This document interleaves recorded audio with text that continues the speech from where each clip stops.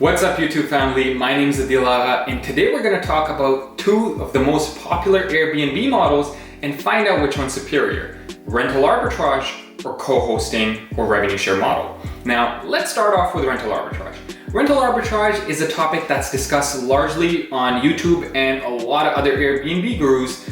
So let's deep dive into what it is. Rental arbitrage, to make it simple for you, is the concept of speaking to a landlord, allowing them to let you re-rent the space on Airbnb and other platforms for a profit. For example, if we find a space, let's say from John rents it to us for $2,000, we now re-rent it on Airbnb for, let's say, $150 per night for the 30 days and make a profit. Usually, you're able to make anywhere between 2 to 3 times the rent that you would have on the long term, which means $2,000, if it's a long-term rental going rate, you should be able to make anywhere between $4,000 to $6,000. Now, if we break this down, it's a leverage model. Regardless of what your season you're in, whether it's slow season or peak season, whether you made $2,500, $3,000 or $6,000 that month, you have to pay the rent to John. Now, secondly, when you rent the space, in most cases, you have to furnish the space.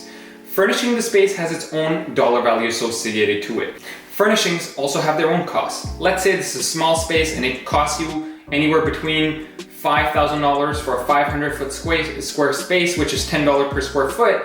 That's $5,000 plus $2,000 every single month, and you probably have to give them a first and last. So that's $2,000 plus $2,000 for first and last, plus $5,000 to now furnish the space. So $9,000 is what your startup cost is in the rental arbitrage model. Now, this model can be very lucrative because if you think about it on an ongoing basis, if you're able to generate, let's say, twice the amount by renting it on other platforms during short term, that's $4,000. You pay the $2,000 and the rest of the $2,000 is profit. Obviously, there's some other costs associated to it, but for simplicity's sake, that is what you would walk away with.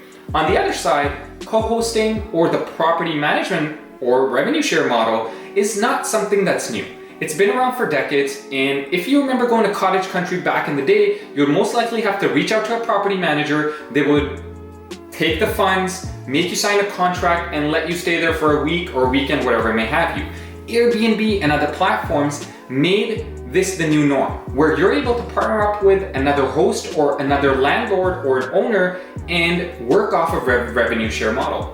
This means that same $2,000 property from John, you would take it, put it on Airbnb, rent it out, make the $4,000 off of it in a given month, and do somewhat of a split. Usually a split goes anywhere between a 10 to 30%.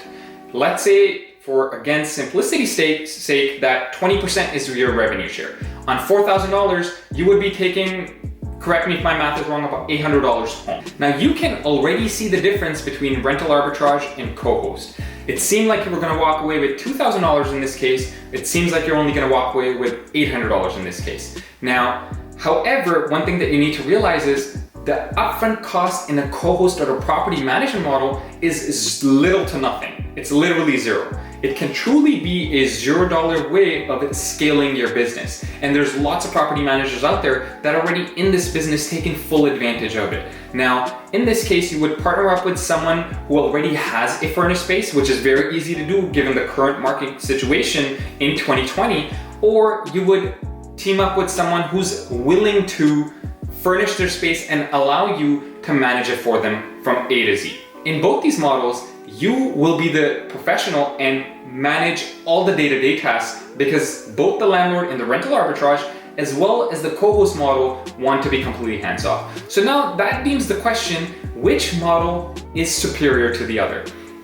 We have a portfolio right now of more than 30 properties that we've been working on over the past 4 years, and we've been able to use both of these models to grow our business. Before we go on any further, I'm going to stop you right there and ask you to please smash that like button, subscribe, and hit that bell icon so that you can always get future videos as soon as we create one of these. Airbnb can be a very profitable business, and I would highly advise anybody who's interested to take a further, deeper look. Now, as I'm speaking to you in 2020, this is a different market. Going back to figuring out which of these business model works better in today's market I would go towards the co-host or the property management model just because you're not leveraged and you have very little upfront cost.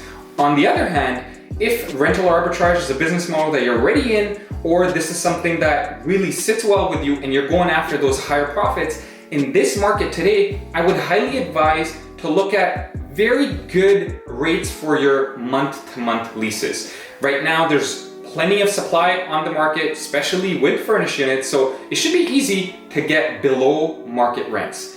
If you're able to sign a below market rent and start off perhaps maybe a little out in the future, that can be a great way to also grow your business. These two strategies combined can really help you grow and scale your short-term rental business. If any of these strategies interest you, we have a 1-hour free webinar that you can go and view, and I'll leave the description below. Thank you guys for watching, and see you guys next time.